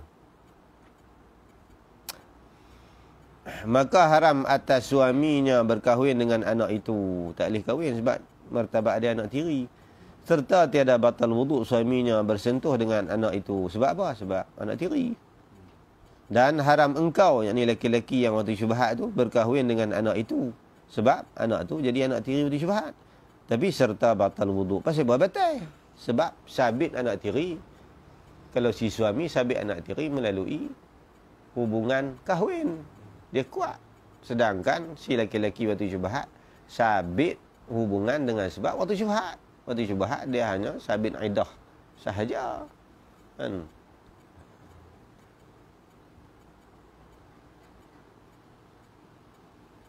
Kalau cukup syarat dia jadi anak. Adapun bab batal ayat sembahyang kaedah dah. Tiap-tiap yang sabit melalui waktu syubhat batal ayat sembahyang. Habis itu. Adapun jika perempuan yang engkau waktu syubhat itu isteri orang atau dalam iddah orang, maka beranak perempuan itu 6 bulan 2 lahdah selepas waktu syubhat itu dan tiada lebih daripada 4 tahun. Tu dia masalah. Suami tu ada. Lepas tu dia waktu syubhat 7 bulan lepas waktu syubhat beranak. Nak nisbah bagi si waktu syubhat tu pun boleh. Nak nisbah bagi suami pun boleh. Lepas tu nak bangsa anak siapa? Mana boleh buah dua-dua. Tak apa, kita share setengah-setengah. Tak boleh. Dia seorang yang sabit nasab. Lagu mana kalau jadi tu? Maka wajiblah bertanya Qabil. Apa Qabil? Qabil ni Tok Bidan. Dia tak boleh scan, dia tak boleh cek DNA. Itu tak terpakai syarak. Kita kata kita cek DNA kan? Tak boleh. Dia syarak dia tak pakai gitu. Dia mau saksi ni daripada orang. bukti tu daripada orang. Maka jika Qabil Bidan ni macam mana? Dia yang sambut anak tu. bukan sambut anak. Qabil ni orang yang pandai ilmu qiyafah. Ni ada satu bidang kat bab ni. Dia panggil ilmu qiyafah. Ilmu qiyafah ni ada termasuk bawah ilmu qiyafah ni ilmu ansab. Ilmu yang mengenali nasab. Dia bukan antara orang lelaki-lelaki. Bukan antara orang perempuan. Orang lelaki-lelaki pun Qabil lah. Bukan untuk bidan ni orang perempuannya. Dia kena faham istilah ni. Qabil di sini orang yang mahir ilmu qiyafah. Dan dia ni sudah diiktiraf kata kemahiran dia. Zaman dulu. Ilmu satu ilmu Islam. Nak sebut tu payah. Kan? Cuma tahu kata ilmu qiyafah dia macam ni. Zaman dulu ni. Orang menguji seorang itu nak diiktiraf sebagai Qabil ataupun tidak. Mereka akan bawa mai budak-budak baru beranak 40 orang. Atuk bayi 40 orang. Lepas tu tak pak dia satu kumpulan. Laki-laki semua 40 orang. Dan ibu kepada anak-anak ni 40 orang. Mereka akan test Qabil yang dia akan test ni. Anak yang pertama ni dia tengok anak. Dia boleh tengok laki-laki. Hang pakai baju oren tu. Ni anak hang. Mak dia. Kalau biru tu. Dia dah mah. Saya oren ni memang dia campur dengan biru. Kan? Ni anak dia. Anak hang nombor 2 kawan ni. 40 orang seorang tak silap. Habis tu ramai 40 orang pula. Try pula. 2 kali buat memang tak lari. Maka dia diiktiraf sebagai orang yang mahir dalam ilmu qiyafah. Lah tak ada. Ilmu qiyafah. Tu Yusuf pandai pun. Kadang-kadang tengok kita kan. Hang anak ni ya. Anak ni pak hang dulu. Kan. Masa kecil-kecil Tok Wan hang ni menikah dengan orang ni dia boleh cerita. Apa nama Imam Zubair, dia antara ulama yang pakar dalam ilmu ansab ni, ilmu berkenaan dengan nasab. Ilmu Islam lah. Ilmu qiyafah dia lebih daripada DNA pengenal tempoh sebulan. Kan? Tu pun doktor tu pun pala nak pusinah nak tahu DNA siapa. Tu ada mesin, kalau tak ada mesin orang dulu dia boleh tahu ilmu qiyafah, dia tengok gitu dia tahu. Dan tengok muka kambing pun dia tahu. Kita ni kambing ni jantan ke betina? Tak, tengok telur. Ilmu qiyafah ni dia tengok muka dia tahu. Untuk dia Aziz Pendang dia tengok muka dia tahu. Kambing hang ni 3 minggu lagi mampu dah. Dia bukan karamah, dia ilmu. Ada ilmu tu. 3 kuasa 2 campur pai J kuasa 6 pun tak tahu dah. Nak tik kata lagu tu. Tak ada. Lah jumpa tik lautan, teka tik nak tambah. Ni tengok. Musang. Dah. Tik jebon ni. Kau ni mereka kata bukan jebon. Ni pelanduk punya tik. Tik pun mengkelai lah. Tak tahu. Saya cerita dulu Abu Sufyan bin Harb kan, bin Umayyah bin Harb. Pak mentua Nabi, Pak Muawiyah.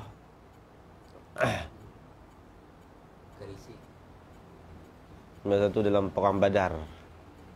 Dia bawa balik barang dagangan daripada Syam nak balik pergi ke Mekah. Lebih kurang ada berapa mereka tak ramai lah. Kumpulan mereka ratus-ratus gitu ya. Dia yang jadi ramai perang Badar ni pasal dia hentak utusan pergi ke Mekah. Waktu hentak rombongan melawan perang Badar tu yang jadi ramai. Jadi Nabi tahu kata Abu Sufyan ni bawa balik barang dagangan, Nabi hentak seorang sahabat 2 orang. Saya tak ingat dah nama dalam sirah Nabawiyah ada Ibn Syam. Nabi suruh pergi cek tengok jasus Nabi lah, mata-mata Nabi. Dia pergi duduk atas bukit jauh, dia boleh tahu ada perancangan Abu Sufyan. Abu Sufyan ni duduk dengar tu, dia kata ada pengikut Muhammad yang nak mengintip kita ni. Dia keluar daripada rumah tu. Sahabat Nabi hadut atas kuda hilang. Punya cepat. Tak boleh kesan siapa. Dia tahu yang kata Abu Sufyan ni dia duduk ni. Hai, dia kata ni ada orang duk intip kita ni. Dia keluar daripada rumah sambak tungkat dia. Pengintip Rasulullah hilang. Naik kuda hilang, tak nampak debu pun tak ada. Cepat. Dia pun pipi tengok Duk belah ni. Dia boleh tahu belah mana. Pergi talah belah tu. Ada sebalik batu dia pergi tengok. Dia tak tahu ni tadi mengintik ni. Dia bertanya mana bukti tu dia taik kuda. Dia boleh kata taik kuda. Dia kata kuda ni kuda jantan ni. Dan kuda ni kuda Madinah. Dia berkata tahu mana? Hang tengok taik dah. Taik dia ni yang nyai ni hanya daripada rumput sekian-sekian. Rumput ni takkan tumbuh di bukit lain kecuali bukit di Madinah sahaja. Abu Sufyan. Sebab tu dia jadi kabilah Quraisy pun dia kepala. Bukan calang kaki kan ilmu orang dulu. Tak ada lah. Syekh Ahmad Fatani ni salah seorang daripada orang yang mahir sungguh-sungguh ilmu qiyafah. Sebab tu kita tengok satu artikel yang dikeluarkan oleh Syekh Abdullah Fahim. Apabila orang minta dia senaraikan ilmu Syekh Ahmad Fatani antara ilmu yang dia senarai ilmu qiyafah. Dia kata memang mahir sungguh-sungguh Syekh Ahmad. Dah tahu nak khabar. Dia tengok begitu dia boleh tahu lah. Ni pak dia tu. Lah benar tak ada qiyafah guna. Betul tak ada orang pakar guna nak buat guna. Dia akan cerita ke depan ni. Nak bin siapa dia tawakuh dulu. Dia pun balik.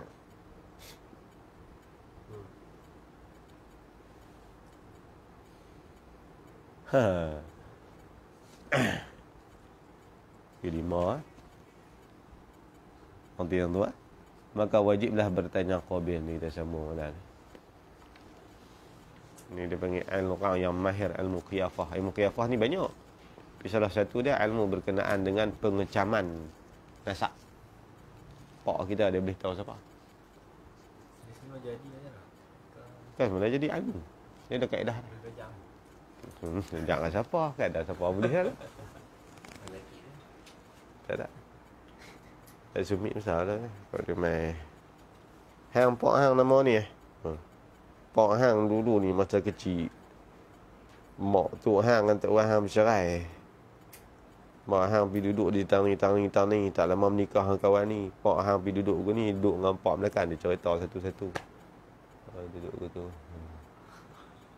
Dia tengok dari segi wajah dia tu pengalaman dia semasa hak tu tak tahu lah. Saya anak abang tak tahu. Kan orang hak mahir ilmu tu gitu. Orang pergi minta kat Pak Sumit. Bab ilmu astronomi, ilmu nujum ni, ilmu bintang. Dia tak tengok atas. Dia cicik je tu, dia tak tengok atas. Dia pergi korek dalam tanah. Dia tunjuk ni bintang. Bintang tanpa dalam tanah. Mahir daripada 9 tahun tu. Mak ni timbang rubuk berjaya 4 kali tu tengok cahaya nak pergi siapa. Orang nak tahu waktu sembahyang aja pun korah kita ni. Biasa kerja rubuk berjaya. Dia mudah rebut berjaya ni. Kalau habis-habis tak ada, kita boleh tahu arah kiblat waktu sembahyang. Kalau nak tahu awal Ramadan, panjang cerita sikit. Kalau nak tahu berkenaan dengan kusuf, gerhana matahari, gerhana bulan, lagi panjang. Yang nak ngaji ilmu Islam. Kan? Tapi bukan sabar kata saya nak baca, ada suruh pergi ngaji, tahu-tahu. Kena tahu tengok cahaya Allah ni. Pasal apa matahari belah tu? Asyak dia lebih sayup sikit berbanding dengan waktu belah ni. Kena ngaji ilmu falak. Ilmu Islam. Sepertiga ayat Quran falak. Wan najmi iza hawa ma dhalla sahibukum wa ma ghawa. Wa izal kawakibun tasarat. Cerita apa? Apabila Tuhan ibadat dengan kawakib, apa maksudnya? Wan najmi, pasal Allah bersumpah dengan najmun. Allah tak sumpah dengan kawakib. Istilah bintang ni ada 7. Kenapa Tuhan sumpah dengan nama tu? Nak ngaji falak lah. Pekah nak kata falak lah. Saya nak cukup ilmu. Aku nak bilang mesti cukup sampai 50 ilmu. Cikgu tentang apa? Hai, ya. 50 Lebih. Ulama kata anak-anak murid dia takkan minta dekat 50 ya. Apa lagi ilmu dekat dia akan minta tahu. Bukan dia alim sikit-sikit, alim sungguh-sungguh. Kita ambil satu bab. Ilmu fiqh. Kealiman Syekh Ahmad Fatani daripada sekecil-kecil kitab sehingga sebesar kitab dia ingat sekok-sekok. Daripada kitab Musalli sampai kitab Tufah ni hayah sekok-sekok dia ingat. Itu satu ilmu. Kita satu ilmu dia tu gabung 400 orang tak boleh lepas. Ni dia mahir sungguh. Bukan kata alim, mahir. Lepas tu Syekh Ahmad, dia bedah orang, dia tak pakai abuse, dia kapit orang lah. Dia bisa bedah. Pakar bedah. Kapit orang, tak sakit. Bukan kaedah keramat, kaedah ilmu. Ilmu tib. Sebab tu dia buat kitab tib. Kan? Tibbul insan fi tibil insan. Tibbul ihsan fi tibil insan. Ilmu dah. Ayam menahas pada hari-hari yang kurang sikit buat amalan ni. Kalau buat lagu ni ada sikit camping dah. Kalau kita nak mengesampingkan camping, apa yang perlu kita buat? Kaedah. Itu Syekh Ahmad tak ada dalam kitab. Ada kena ngaji. Kan? Ngaji. Ulama dulu pakar sungguh. Ilmu perubatan, ilmu hikmah. Setakat lu tuan Adlan saja tak jadi. Kena ngaji banyak. Kan? Orang nak jadi tok guru. Kan senang, tak ada payah.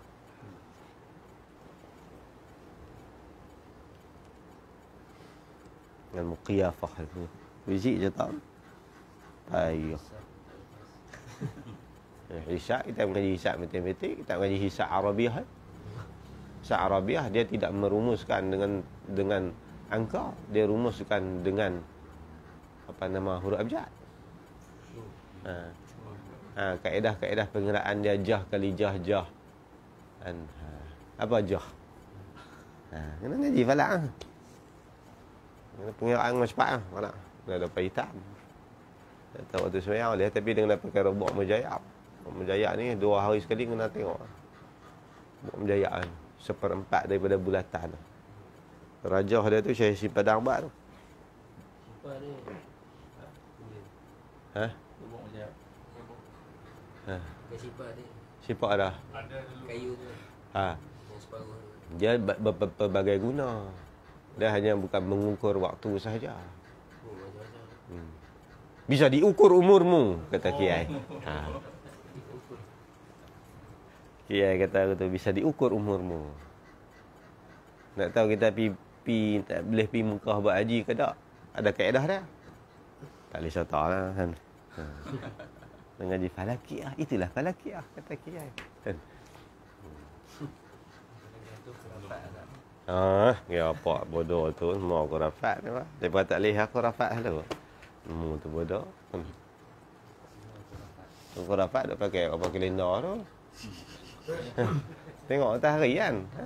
Nabi suruh tengok matahari. Aqimus solah liduluki syamsi ila ghasaqil lail. Atarafayin nahar lah apa? Pasal apa kita tengok kalender? Lawan Quran, lawan hadis tu.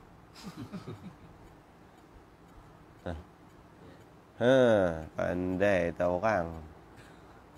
Tanya Imam Majid Kangap. Tok Bilal, hambang nanti hang tengok matahari ke? Hang tengok kalender. Saya dengar bunyi tit. Saya faham kan? Bid'ah. Kullu bid'atin dhalalah wa kullu dhalalatin finnar kata dia. Ada zaman Nabi gitu. Nabi semua sahabat tengok dulu cahaya. Kan? Aqimusah liduluki syamsi. Gelincirnya matahari kena pecah kayu.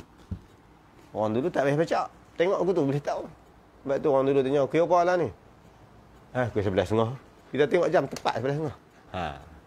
Nanti ada kaedah-kaedah dia tu. Banyak kaedah Muslim ni. Kan? Tu saya kata takat 45 tahun tadi. Dia tak ada dulu orang ngaji 20 tahun. Oh sedap. Lah tak ada 4 tahun dia lompat. Jadi hero. Oh jadi kata ilmu ni banyak. Kita nak kutip ilmu ulama mengaji pun tak larat pi baik balarah lagi man. Allah. Banyak benar. Ilmu bab bintang-bintang saja ni Syekh Yasin bab khusus. Ngaji dengan sini dia mau ngajak. Tak mau dah. Ngaji je lah. Kayak gitulah. Kaedah dia. Tapi sangkut dengan fiqh-fiqh ni dia memang nak sedap kalau nak baca tafsir memang nak ngaji falak. Kalau tak mengkaji falak, makna dia baca tafsir dia muhur orang. Sebab dia sendiri dia tak faham. Dia baca teks dalam tu yang hang reti tak boleh. Sebab cuba kita baca kitab, kita tak ada ilmu. Boleh? Haram. Haram je. Sudut alat lain pula. Wajib mahyak 14 ilmu nak baca tafsir. Nanti baca. Alah, ni untuk kaedah sebab tu Tok Guru dulu. Hak mana mengajak tu memang alim. Tanya boleh baca. Hak sam-sam tu orang tak baca. Kata saya kitab ni lah. Kitab lain bicara Tok Guru lain. Tuan Husin Kedah tu, kitab Iqna'un Nufus dengan Syamsul Isyraq. Khusus bab zakat duit tu. Tok Haji Cik pergi bawa kitab depan Tuan Husin. Kata Tok Guru, saya nak minta ngaji kitab ni boleh tak? Kitab apa? Kitab ni Tok Guru. Hush. Aku ngaji-ngaji juga tapi ahli pada aku lagi Abdullah Fahim. Kami minta kat Fahim pasal dia nak murid Imam Khatib. Aku ngaji gitu-gitu kan. Nampak ulama dulu. Dia tak kata aku pengaji ah. Dia tak kata gitu. Ngaji juga ya. Saya tapi majak nanti. Dia macam tu kaedah dia dulu. Saya kan bukan saya reti, saya apa tak reti, tapi dia gagah Tok Guru mati. Gagah pergi cerita habis sikit-sikit kan. Tu je. Sampai kata kita nak sambung, dah sambung lah, dah. Kan dia. Cik ni dia mahir falak. Cakap. Tok Guru falak boleh sampai terang mana? Dunia apa aku boleh hukum lah.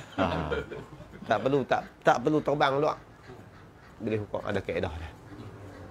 Dulu orang tebang pokok, tengok pokok kata, ni nak tebang kena tak rumah? Tak kena lah. Tebang lah, tak jatuh tak rumah. Gila kita. Tak sampai ikut, tebang beruk ke bawah.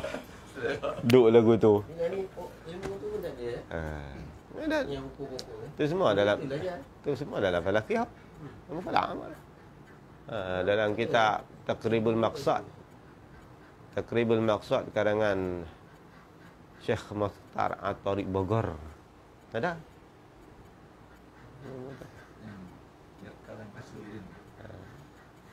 Banyak. Ada habis lah. Ali dah. Ali kan ada. Dia ada. Dia ada ketika dia nak tengok pokok gaharu, ada waktu dia. Lemak dulu ambil kira. Ni banyak lagi ni. Yang terbaik pula tu dia nak bagi tu. Kawan yang terpati semua tu. Jadi tak Nafiah ni dia untung saya dia dan dengan Syekh Yasin satu. Syekh Yasin memang pakar. Antara ulama paling pakar dalam dunia Syekh Yasin. Yasin Padang. Tekan kita akan merajaah berapa puluh kitab palak dah. Pegang pen jalan. Dia buat syarah Abu Daud 24 jilid pun tak rujuk. Sambil jual gula Mana ada ulama kerang dia?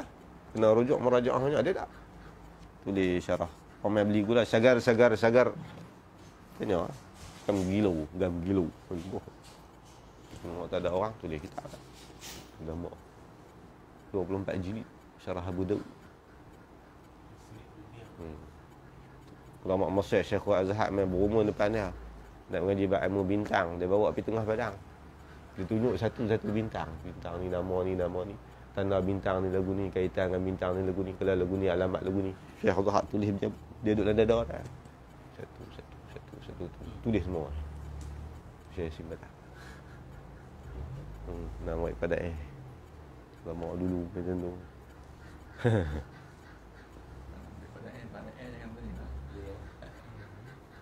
Atau ulama. Ulama dulu mahir nak nama ulama tu bukan senang. Nak nama Tok Guru membayar tu.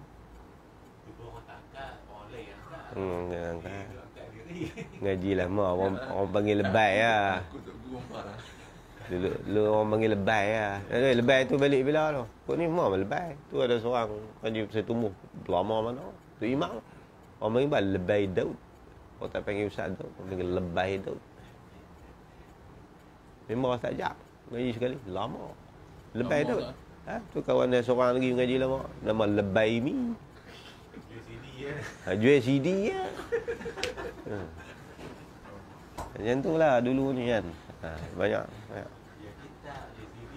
Ada banyak. Kalau kata falak ni pun, kalau nak alim falak ni, kurang-kurang lah boleh kata reti sikit-sikit ni. Dia kena khatam 8 buah kitab. Al-Azminah wal-Amkinah Imam Marzuki. Semua kitab falak kan? Falak. Kalau nak mahyak belah bintang, kalau nak mahyak belah binatang, dia kena duduk dalam dada Hayatul Hayawanul Kubra Imam Kamaluddin Dumairi Pak Jelul. Nak mahyak ilmu tumbuh-tumbuhan, ada kitab-kitab ada pula. Payah nak alim ni, bukan dia senang. Sangkut tu dengan fikah-fikah sangkut. Tafsir sangkut. Baru ingatlah, jangan mudah-mudah. Bapa Allah kata jangan buat mudah sangat ilmu ni. Ni mudah-mudah boleh baca. Payah kita. Tahu kalau ikut bukan mau kan macam-macam saja bagi orang serabut ni. Payah, sakit kepala nak ingat ilmu tu. Banyak sangkut ilmu ni, dia sangkut. Dengan baca saja tu sebab dia tahu satu ilmu tu je. Itu 10 ni. Dia tak tahu rangkaian itu.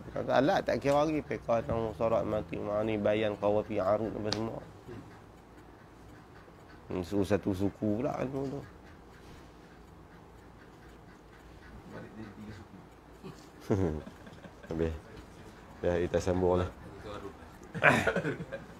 Bismillahirrahmanirrahim. Alhamdulillahirabbil alamin wassalatu wassalamu ala asyrafil mursalin wa ala alihi wasallam. Wa 'allimna ma yanfa'una wa zidna.